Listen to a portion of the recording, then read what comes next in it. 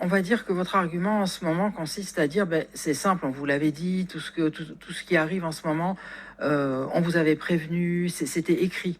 Est-ce que c'est pas un petit peu facile, ce rôle d'opposant, voire presque un petit peu simpliste? Écoutez, j'en ai marre, si vous voulez, des minutes de silence. J'en ai marre des bougies qu'on allume. J'en ai marre de voir que ça fait plus de 10 ans maintenant que nous alertons sur les dangers de l'islamisation de notre pays, sur les dangers des radicalisés. Et j'en ai marre qu'aujourd'hui, Gérald Darmanin nous compte chaque jour les chiffres énormes des attentats déjoués ou des radicalisations, et notamment des mineurs. Alors oui, c'est pas mal un attentat déjoué. Non mais ça veut dire ce que ça veut dire. Ça veut dire qu'en réalité, il y a dans notre pays une 5e colonne islamiste, des hommes et des femmes radicalisés qui travaillent contre la France, ses valeurs et la République, et qui travaillent en réalité, qui préparent des attentats. Donc heureusement qu'il y a les services de l'État pour déjouer ces attentats, mais ça veut dire ce que ça veut dire. Ça veut dire qu'en sous-main, il y a énormément de personnes qui visent tous les jours à préparer des attentats. Donc oui, il est vrai, nous avions raison. Ça fait 50 ans qu'on se bat au Rassemblement national pour dénoncer cela. Ça fait maintenant plus de 10 ans qu'on dit il faut expulser les fichiers S pour radicalisation, ou en tout cas ceux qui sont étrangers, et pour les Français, il faut les incarcérer. Qu'est-ce que nous avons fait depuis soit Samuel Paty ou depuis les attentats de Charlie Hebdo? Rien. Et ça, c'est le constat qui est vrai, malheureusement. Vous allez voir, on va prendre un exemple précis. On va un petit peu sortir des généralités. L'attentat terroriste d'Arras, dont on a parlé, le meurtre de Dominique Bernard. Écoutez ce que disait à ce propos Yaël Braun-Pivet, que vous connaissez bien, parce que c'est votre présidente, c'est la présidente de l'Assemblée nationale. Elle est Renaissance, donc c'était l'autre jour dans les 4 vérités à Télématin. On n'est pas naïf. On n'est pas naïf. On a pris un certain nombre de mesures depuis que nous sommes aux responsabilités en termes de renforcement de nos services de renseignement, de réorganisation de la lutte antiterroriste. Le problème aujourd'hui, c'est que nous avons affaire à des individus qui sont isolés, qui sont bien souvent déséquilibrés, instables, fortement radicalisés et qui ont des passages à l'acte très rapides, mais qui sont extrêmement difficilement prévisibles. C'est exactement ce qui vient de se passer avec cet individu qui avait été repéré par nos services. Alors, ce qu'elle affirme, en fait, ça rejoint la question que je vous disais tout à l'heure. C'est un principe de réalité. C'est-à-dire que on peut faire toute la prévention possible. Il y a des réunions de sécurité à l'Élysée. Les écoles sont surveillées. Vous feriez pareil, d'ailleurs, si vous étiez au pouvoir. Mais à un moment, comment prévoir un passage à l'acte? C'est ça qui est compliqué. Est-ce qu'on peut s'arrêter 2 minutes là-dessus? Évidemment. Oui, il y a des cas isolés. Oui, il y a des terroristes qui sont isolés, qui regardent sur Internet des méthodes d'attentats et qui écoutent même des prêches d'imams salafistes venus de pays étrangers. Mais il y a aussi des communautés. Il y a 500 mosquées salafistes aujourd'hui sur le territoire national. Ces mosquées ne sont pas fermées. On en a peut-être fermé 2 en 3-4 ans. Ces 500 mosquées, avec nous, on les aurait déjà fermées depuis longtemps. Au-delà de ça. Pour quelle raison vous les auriez fermés? On ne ferme pas une mosquée comme ça. Pour quelle raison? Pour des prêches haineux à l'égard de la France, haineux à l'égard des Français de confession juive et des Juifs en général, haineux à l'égard des homosexuels. Et quand je dis haineux, c'est pas que de la haine, c'est aussi des appels à l'acte, c'est aussi des appels au meurtre.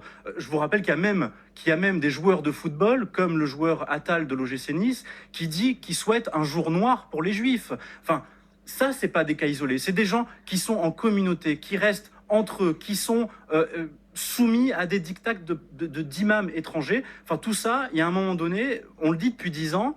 Alors certes, à la marge, il y a des actes de l'État, mais ce n'est qu'à la marge. Par exemple, un dernier exemple pour être aussi précis. Lorsqu'il y a eu un attentat il y a quelques années à Vienne, en Autriche, par notamment un ressortissant des frères musulmans.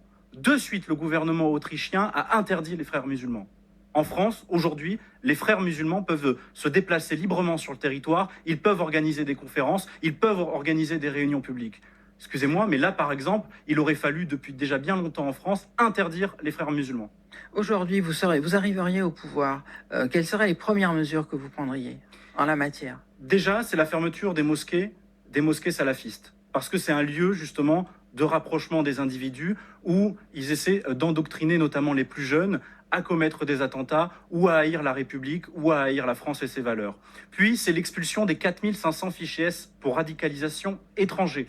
Il y a 4500 personnes aujourd'hui qui sont fichiers S pour radicalisation et qui n'ont rien à faire sur notre territoire. Avec nous, on prendrait les avions, on les mettrait à l'intérieur et les avions décolleraient. Vous voyez, là, c'est des actes précis. C'est ce que font la majeure partie des pays du monde. Mais en France, je vais être honnête avec vous, ça fait 40 ans qu'on nous bassine depuis notre plus tendre enfance à dire qu'il faut vivre ensemble, qu'il faut travailler ensemble, qu'un avenir meilleur peut se dessiner ensemble. Alors ça, c'est bien dans les bisounours, c'est bien chez Oui Oui, mais ça n'existe pas. Il y a un moment donné, si on ne remet pas la loi au milieu du jeu, si on ne remet pas l'autorité de l'État, on n'y arrivera pas. Vivre ensemble, travailler ensemble, c'est pas un gros mot non plus. C'est pas un gros mot, mais sauf qu'aujourd'hui, on vit pas ensemble, on vit avec.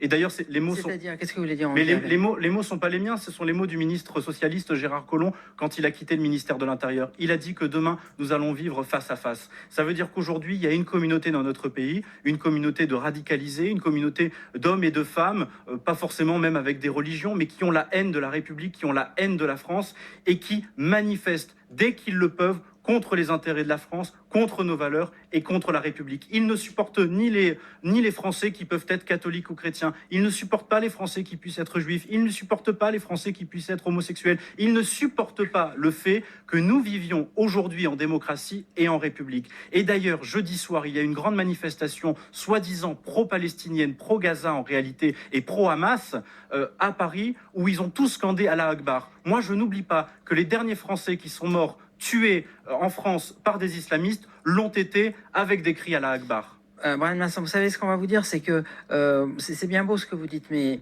il faut avoir envie de vivre ensemble. On a l'impression qu'au Rassemblement national, vous avez plutôt envie de vivre face à face. Absolument pas. À chaque fois que nous sommes aux responsabilités dans des collectivités, tout se passe pour le meilleur du monde. Pourquoi ? Parce qu'on discute, parce qu'on met en avant nos valeurs, parce qu'on met en avant nos traditions. Vous savez, moi je crois qu'on peut vivre tous ensemble à condition que ceux qui le veulent le fassent véritablement et que ceux qui ne sont pas français et qui ne souhaitent pas s'intégrer sur le territoire national repartent d'où ils viennent. Pour ceux qui ont fait le choix de la France et qui viennent d'ailleurs d'Europe ou même d'Afrique ou même du fin fond du monde, pour ceux qui veulent vivre sur le territoire national comme des Français, il faut un certain nombre de valeurs. Il ne faut pas l'abaya, il ne faut pas le voile islamique, il faut parler la langue de la République qui est le français et il faut se respecter les uns les autres. Mais pour ça, il faut aussi des sanctions pour ceux qui ne respectent pas tout cela. Pour ça, il faut de l'autorité de l'État et aujourd'hui, on n'a plus d'autorité. Regardez dans les écoles de la République, il y a des enfants, encore il y a quelques mois, qui ne voulaient pas faire 2 minutes de silence pour ceux qui étaient assassinés au nom de la France.